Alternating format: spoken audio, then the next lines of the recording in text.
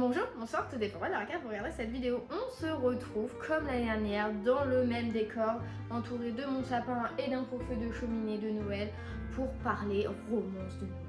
Voilà, peut-être l'avez-vous vu ou non, j'ai fait un live Twitch où j'ai écumé un petit peu les sites pour composer ma wishlist de romances de Noël, donc des livres qui retenaient un petit peu mon attention de par le pitch. Et puis en librairie, je suis évidemment passée en caisse, donc nous allons tout de suite voir lesquels on franchit ce cap et on rejoint mes étagères. Il faut savoir que je suis une friande de la période de Noël et encore plus des téléfilms de Noël. Vraiment, cette année, j'en mange, j'en consomme. Même mon copain, je fais en sorte qu'il accroche à ce que je mets. Ça pour dire que l'année dernière, outre la période de Noël, les films de Noël, j'ai passé le cap de lire des romances de Noël parce que je me suis dit, le cliché est trop mignon, je suis pas très fan de romance, mais la romance de Noël, je sais à quoi m'attendre, je sais ce que j'en cherche, donc c'est parti. Il s'est avéré que du coup, je vous mettrai dans le petit cette vidéo si jamais vous voulez d'autres recommandations qui sont totalement différentes de celle-ci. Il s'avère que j'avais été un petit peu surprise par la dimension que le sexe avait dans les romances de Noël, parce qu'effectivement, quand on regarde un film de Noël à la télé, par la bonne âme, on ne montre pas des scènes comme ça ou pas de gros détails. Et du coup, j'avais été un peu surprise que ça ait une place comme ça dans les romances de Noël, surtout qu'en plus, par exemple, chez les Hugo Poche, derrière la petite femme coloriée, sur les trois, il n'y en avait qu'une de coloriée. Et en fait, pourtant, certains c'était récurrent. Et vous allez voir que là, dans cette vidéo, il y a des livres de chez Hugo où il n'y a qu'une femme de coloriée et en fait, il n'y a pas de fesses. Donc, je pense que c'est vraiment très aléatoire, mais voilà, rassurez-vous, là sur 4 livres que je vais vous présenter, il n'y en a qu'un où il y a vraiment du smut concret, donc si vous êtes un peu friand de tout ce qui est romance de Noël, mais pas du côté un petit peu spicy. Commençons tout de suite avec une romance de Noël, mais plutôt young adulte cette fois, parce que j'ai lu Un crush, des dramas et un bal pour Noël, donc de Liz Steven chez Scrinéo. On rencontre Ada qui est élève en première et qui, avec sa classe et une autre classe de première, ont un voyage en Cornouailles de prévu l'année suivante. Voilà. Et en fait, il s'avère que les fonds ne vont pas être suffisants parce qu'il y a des petites augmentations de frais, etc. Et pour ça, ils vont décider du coup, avec une professeure, d'organiser un bal de Noël au sein du lycée pour récolter des fonds. Donc, ils vont monter un collectif pour organiser tout ça, et il s'avère que dans ce collectif il y a sa meilleure amie, mais il y a aussi son ex et une nana qu'elle aime pas trop et un éventuel crush, donc voilà, un micmac. Et du coup on va suivre leurs péripéties d'organisation, effectivement il va y avoir des choses qui se passent pas comme prévu, des rapprochements entre des personnes pas attendues, des prises de bec, enfin voilà, du teenage, mais j'ai trouvé ça vraiment très chouette. Alors c'est vrai que la romance prend pas trop le pas, enfin je veux dire elle est assez légère, même il y a d'autres romances qui gravitent autour qui sont assez légères, c'est assez drôle, c'est frais, moi j'ai passé un très bon moment, c'est un peu dans la vibe de badass, etc. Donc ma foi, j'ai envie de vous dire que ça, si vous n'êtes pas trop friand des romances de Noël plus adulte, vous avez celui-là, et si vous voulez l'offrir à Noël à des ados, et bah foncez parce que il n'y a pas de smut, enfin au niveau des bisous c'est vraiment d'une légèreté, voilà, il n'y a pas de galoche à toutes les pages, ça se construit bien, en plus ça fait passer des beaux messages, on a de la représentation LGBTQIA+, donc trop cool. Franchement sur les différences et le vocabulaire est sympa. La seule chose qui m'a chagrinée c'est qu'en fait on est du point de vue de notre personnage principal, Ada, il y a des moments, il y a des petits astérix avec des notes de bas de page où c'est la mère de la protagoniste qui intervient. Alors déjà la mère je l'ai trouvée un peu fofolle, un peu bof, un peu chiante, mais j'ai pas compris pourquoi il y avait des notes de bas de page de sa mère en mode c'est pas dans son journal intime, ou je sais pas, enfin j'ai pas compris à quoi ça servait. Après c'est une épreuve d'encouragé, donc ça se trouve dans la version définitive ils ont supprimé parce qu'ils ont compris que ça n'avait pas d'intérêt, parce qu'à mon sens moi il n'y avait pas d'intérêt, mais bref voilà, c'était ma foi léger, sympa, ça prenait pas de, ça faisait pas de nos cerveaux, que du positif, donc ça je recommande. Ensuite, on passe maintenant à un peu plus adulte et avec le plus spicy des romances de Noël que j'ai lu. J'ai lu de Anna Scott, un Highlander sous le sapin. Donc Anna Scott elle a écrit beaucoup de choses, notamment chez Addictive. Je n'ai rien lu d'autre d'elle, il y a son livre Too Late to Say Sorry qui avait un pitch qui me bottait un peu. Mais après celui-là, je sais pas trop, parce que du coup j'ai lu un Highlander sous le sapin, et donc là, j'avoue, je m'attendais à un coup de cœur, parce que je l'avais même dit en storybook ça, parce que moi l'Écosse c'est trop mon truc et tout, et ici on rencontrait du coup une jeune femme qui se fait offrir un voyage par sa mère et ses deux sœurs, parce que elle s'est fait larguer en plein repas au restaurant, alors qu'elle avait prévu un voyage également en Écosse parce que c'est son pays préféré avec ce mec là, et donc en fait tout tombe à l'eau, et donc sa mère et ses sœurs vont dire bah tu vas partir quand même, c'est parti. Et donc elle part, elle débarque du coup, dans un petit village, dans une auberge où évidemment kilt, accent à couper au couteau et nourriture typique sont les maîtres mots. Et donc elle va découvrir un peu l'Écosse et elle va tomber sur Archie qui est un jeune écossais qui va un peu tomber sous son charme direct, on va y revenir.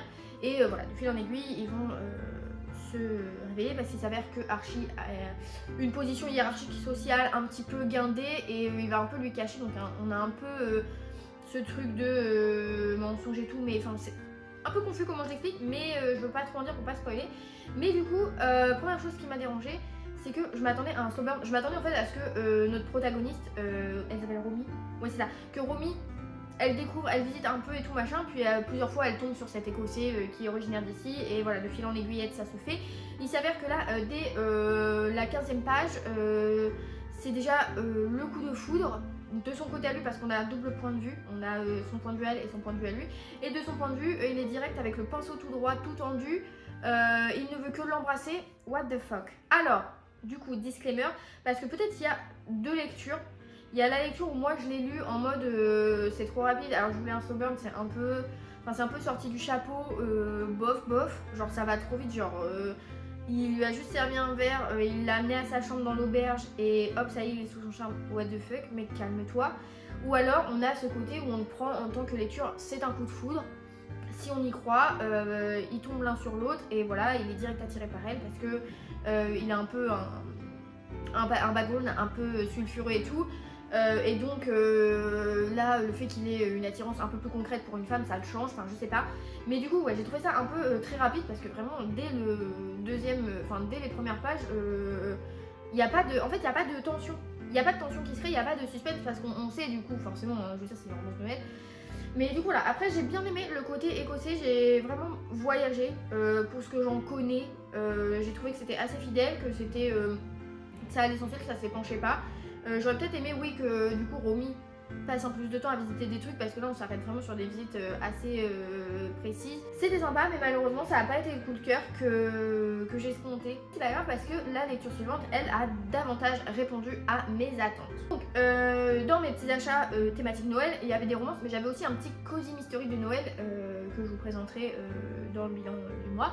Mais du coup là j'ai trouvé le combo ultime, le cozy mystery romance de Noël.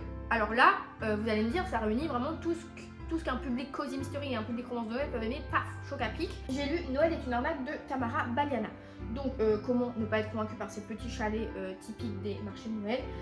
Où ici on rencontre Clémentine qui a déménagé, elle a un peu tout plaqué. Elle vient s'installer à Hillwiller, elle ouvre un salon de thé et en fait un beau jour elle arrive pour, après quelques temps, peu de temps après son ouverture, elle arrive et sur sa devanture on a tagué Noël est une arnaque. Donc c'est la période de Noël, Hillwiller c'est vraiment le village de Noël par excellence. Donc elle vient d'arriver, en plus il y a ça comme tag sur sa vitrine. Là elle dit punaise on va me blacklister, je vais avoir un écriteau sur le front que je suis anti-Noël alors que pas du tout. Et en plus de ça il s'avère que sur le marché de Noël un corps est retrouvé. Donc mystère, tout porte à l'accuser parce qu'elle s'était prise de bec avec la personne décédée. Donc de là va se passer ce qui doit se passer. Donc il va y avoir un jeune policier un peu mignon, je vous spoil pas mais voilà vous avez compris.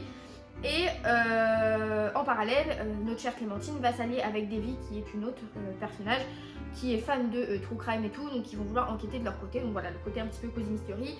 Très très bien. Alors il s'avère que, petit disclaimer, à la fin on comprend qu'il y a un autre livre de l'auteur qui se passe dans ce village. C'est N'oubliez pas les chocolats, qui a une couverture, j'essaierai de vous la mettre, qui est très très moche, hein, je vous avoue, je la trouve pas très belle. Aussi une romance de Noël, mais qui est centrée sur le personnage de Davy, donc qui est l'amie chocolatière de notre chère Clémentine. Donc voilà. Après, de toute façon, quand on lit le résumé de N'oubliez pas les chocolats, on se doute que Davy va finir avec le concerné, avec qui elle est là-dedans, donc voilà. Mais du coup, ça m'a intriguée, je pense que je lirai peut-être. Ce serait bien qu'il refasse une couverture parce que vraiment, elle est dégueulasse, c'est l'actuelle, je suis désolée madame, mais voilà. Et donc du coup, j'ai adoré. Franchement, j'ai adoré. Là, on est sur un... C'est pas un Enemies to Lover parce que ils se connaissent pas. Mais on a un slow burn et j'ai trouvé que c'était vraiment bien fait parce que forcément, notre flic, il est là pour faire son taf. Donc il va accuser notre chère Clémentine. et il va la suspecter, mais elle lui plaît, donc c'est pas comme ça qu'il pensait un jour l'aborder. J'ai trouvé ça très chouette, très léger, très drôle. La petite enquête est sympa, jusqu'à la fin, je trouve que le suspense est plutôt bien tenu au niveau de l'intrigue. Les personnages qui gravitent autour de notre personnage principal sont vraiment très sympas, très touchants. J'ai passé un très bon moment et celui-ci niveau smut, voilà, on a une petite dame de colorier. Personnellement, il n'y a quasi pas de smut, hein. Vraiment c'est un slow burn, donc à la fin on a une scène, il me semble qu'elle est suggérée, elle n'est pas décrite, on ne sait pas où les gens mettent leurs mains, leur langue, tout ce que vous voulez, mais on comprend qu'ils passent à l'acte. Mais j'ai trouvé ça très léger, donc franchement, par rapport à celle que j'ai lue l'année dernière et le Highlander sous le sapin, où les pensées sont quand même très dirigées là-dessus, là franchement top, ça m'a totalement convaincu, ça fait vraiment très film de Noël où on n'a pas toute cette dimension tension sexuelle, spicy et tout, donc non, très très bien pour celui-ci, je recommande totalement. Si vous avez vu ma vidéo de l'année dernière, j'avais lu Miracle à Silver Peaks de Marlène et Laura Dana, et j'ai vu cette année que il y avait, ça laissait sous-entendre à la fin de l'autre livre qu'il y aurait des suites ou des tomes compagnons, et il s'avère que cette année on a eu droit à Miracle à Silver Peaks, donc qui est une suite entre guillemets, parce qu'on va retrouver nos personnages de Noël à Silver Peaks, mais avec leur évolution. On retrouve nos personnages du village, mais cette fois-ci on va suivre Maisie, qui est une jeune femme un peu dans une cage dorée, on va dire, parce qu'elle travaille dans la grosse entreprise de sa mère qui s'appelle un mariage à Noël. Donc en gros ils organisent des mariages spécifiquement sur le jour de Noël, donc avec des gros bonnets, des grosses dépenses, des gros machins, c'est vraiment grandiose. Et elle est dans l'entreprise de sa mère, un peu bon gré mal gré, et on se rend vite compte dès le début du livre que sa mère est un tyran détestable, vraiment.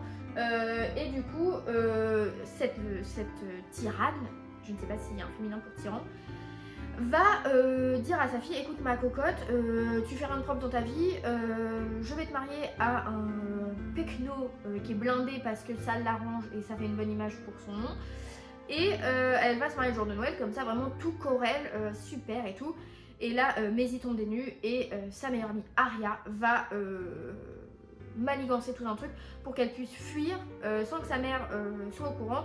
Et elle va donc l'envoyer à Silver Peaks pour que Maisie, qui n'est pas très fan de Noël, puisse un peu reprendre un nouveau départ, voilà, un peu incognito, parce que Silver Peaks c'est un peu hors du temps, pas très connecté, pas réseaux sociaux, pas people et tout. Et donc on va la suivre là-bas et elle va tomber sur un jeune garçon qui s'appelle Jace, qui lui adore Noël, vraiment c'est la fête de sa vie. Et ils vont se retrouver 5 ans plus tard et on va se demander qu'est-ce qui s'est passé il y a 5 ans, comment ça se fait qu'ils se connaissent et tout. Enfin voilà, et tout ça avec nos personnages du premier livre. Et j'ai adoré, j'ai chouiné, j'ai plus chouiné pour ça que pour Betty, juste à dire. J'ai adoré, c'était vraiment très chouette.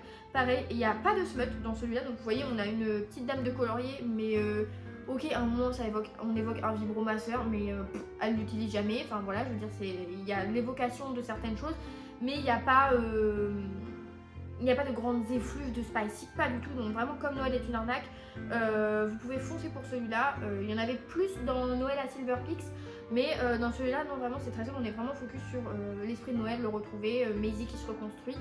Et j'ai adoré, voilà, retrouver Silver Peaks, les personnages que j'avais déjà connus qui sont toujours aussi attachants.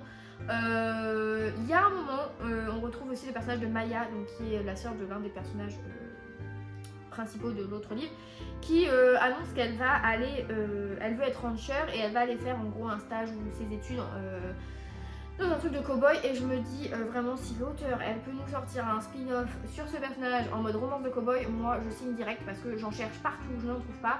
J'en ai une à lire mais elle est en anglais, donc est-ce que je vais tout capter, on ne sait pas, affaire à suivre. Ça fera sans doute l'objet d'un vlog, je tease. Mais voilà, franchement là c'était trop bien. En plus au début on a une petite playlist de Noël à écouter pendant la lecture, donc comme avec le premier, c'est trop chouette.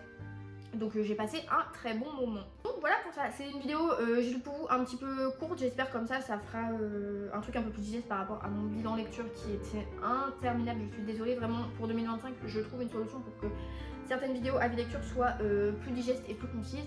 Mais voilà, donc j'ai lu ces 3 romances de Noël, donc voilà, vous avez un peu du young adulte si vous voulez du léger, vous avez un petit dépaysement en Écosse avec du spicy si c'est plus votre truc, et puis 2 choses un peu plus légères avec Noël est une arnaque et Miracle à Silver Peaks. Sachant que pour Miracle à Silver Peaks, je conseille d'avoir lu Noël à Silver Peaks en premier.